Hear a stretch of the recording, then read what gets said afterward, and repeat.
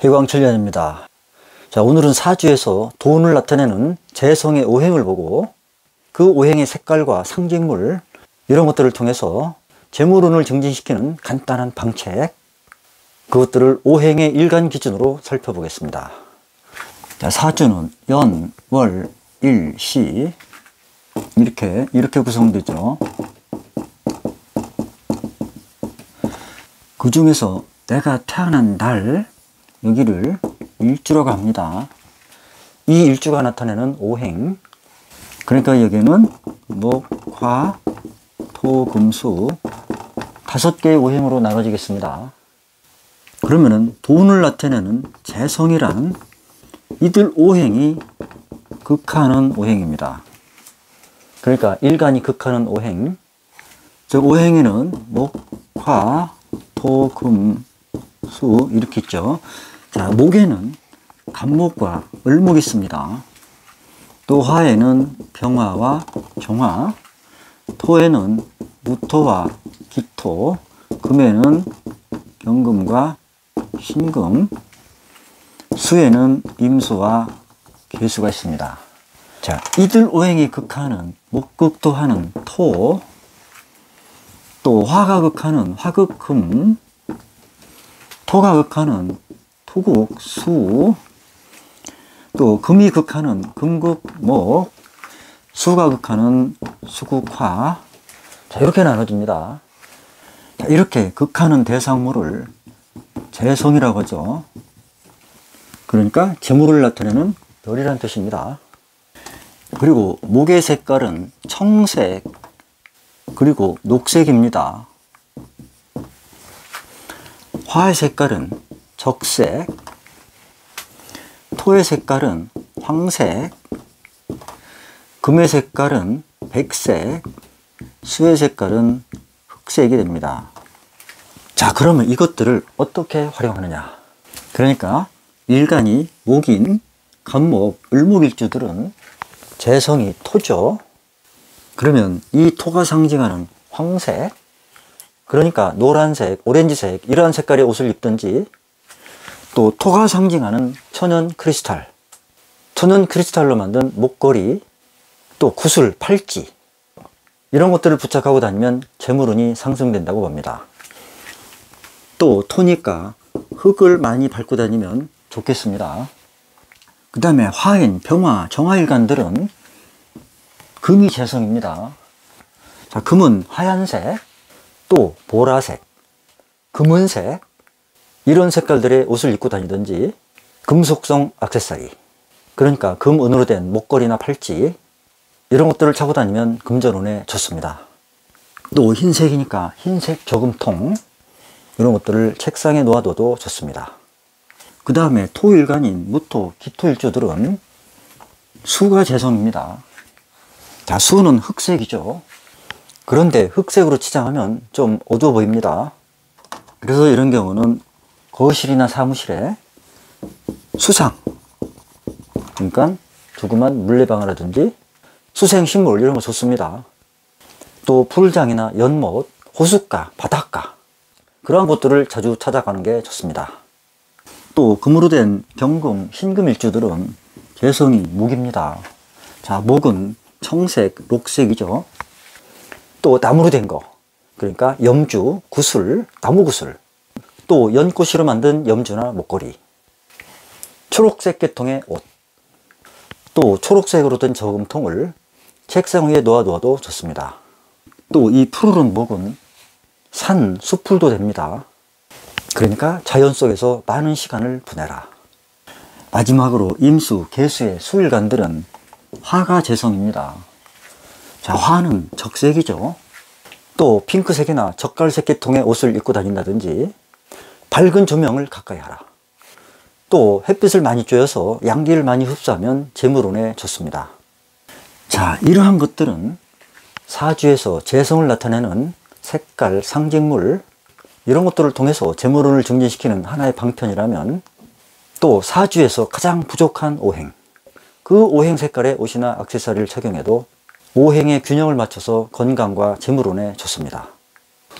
그러면은 사주 예문을 통해서 지금까지 말씀드린 재성의 동태와 이 사주 전체에서의 재물운을 보겠습니다. 자, 갑진, 을해, 신유, 계사로 된 여명의 사주입니다. 자, 신유일주로 태어났습니다. 예리한 신금이 천간과 지지, 간요지동으로 있습니다. 이러한 신금 보석이 위아래로 있으니까 자존심 굉장히 강합니다. 또 유금, 사유축, 금삼합의 왕지입니다.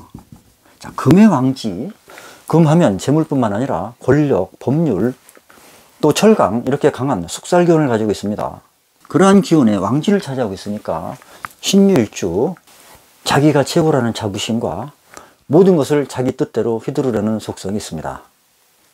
자, 여기 신금일주에 갑목, 을목이 정제, 편제로 있습니다. 이렇게 재물을 상징하는 편제와 정제가 을목은 진토에, 갑목은 해수에 뿌리를 강력하게 내리고 있습니다. 그러니까 재물이 튼튼합니다. 그런데 여기서 편제, 정제, 목들은 색깔이 청색이죠. 그러면서 오행으로는 목입니다. 그러니까 푸른색 옷, 녹색 옷, 이런 색깔의 옷들과 목을 상징하는 액세서리, 또 자연 속에서의 많은 활동, 그런 것들이 재물운을 더 활성화시켜준다. 또 사주 구조를 보면 목, 화, 토, 금, 수, 이렇게 오행이 전부 다 구비되어 있습니다. 그러면 여기서 가장 부족한 오행은 뭔가? 자, 해월입니다. 그러면 일단은 오화가 있는 것이 좋습니다. 또 신금 열매가 단단해지기 위해서는 정화가 있을 필요가 있습니다. 그러니까 일간 입장과 월지 입장에서 필요한 오행이 정화가 되겠습니다. 따라서 정화가 상징하는 붉은 계통의 옷, 그러한 색깔을 사용해도 사주의 균형을 맞춰주는데 도움이 됩니다. 또 하나, 이 사주의 재물운을 보겠습니다. 자, 사화가 유금을 자극합니다. 그러면 유금이 해수에 풀어지겠죠. 그리고 이 해수는 진토 속으로 들어갑니다. 진토 속에 들어간 것을 갑목이 차고 있습니다. 자, 이 갑목은 신금의 결과물입니다. 그리고 연주에 있으니까 조상 자리에 모여 있습니다. 그러니까 대규모의 진토를 차고 있는 조상이니까 조상이 엄청난 부자였다는 사실을 알 수 있습니다. 자, 이 진토를 이렇게 진유합으로 끌고 들어옵니다. 그러니까 일주 신유인 본인 입장에서도 재물운이 좋습니다. 게다가 진토는 인성입니다. 그리고 유금은 신금일주의 록입니다. 즉 록과 인성이 합을 합니다. 자, 이러한 구조, 인생을 향수한다고 합니다. 또 시주에서는 괴수 식신이 사화, 정관과 식신 합관을 하고 있습니다.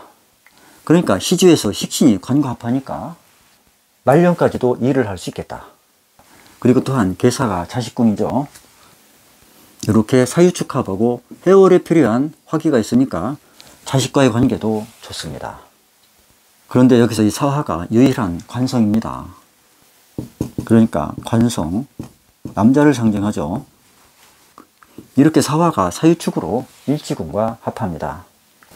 그러니까 사화가 남편이 되겠습니다. 자, 그런데 이 속에 경금이라는 겁재가 들어있습니다. 그러니까 사화 속에는 토화, 즉 외간 남자가 들어있을 가능성이 많습니다. 이 사주가 부진대운이 되면 이렇게 일지와 진유합을 합니다. 그런데 진토 속에 을목이 들어있죠. 진유합을 하면서 을목이 다칠 수 있습니다.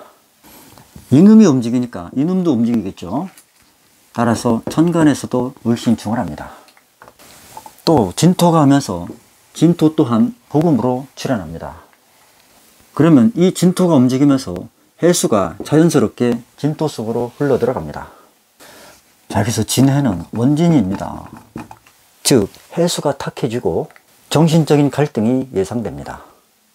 또한 진토가 오면서 사화하고는 진사, 지망살이 됩니다. 하늘에서 땅에 쳐놓은 거물이라는 뜻입니다. 게다가 천간에서는 무게합으로 식신을 묶어 놓습니다. 그러니까 천간과 지지에서 이렇게 답답해질 수가 있습니다. 즉 하는 일에 어려움이 닥치든지 을목이 손상되면서 건강을 해칠 수가 있습니다. 하지만 사주의 원국 구조가 좋으니까 무진대원이 되어도 재물운은 견고하게 흘러갑니다. 상급 사주라고 볼 수 있습니다. 감사합니다.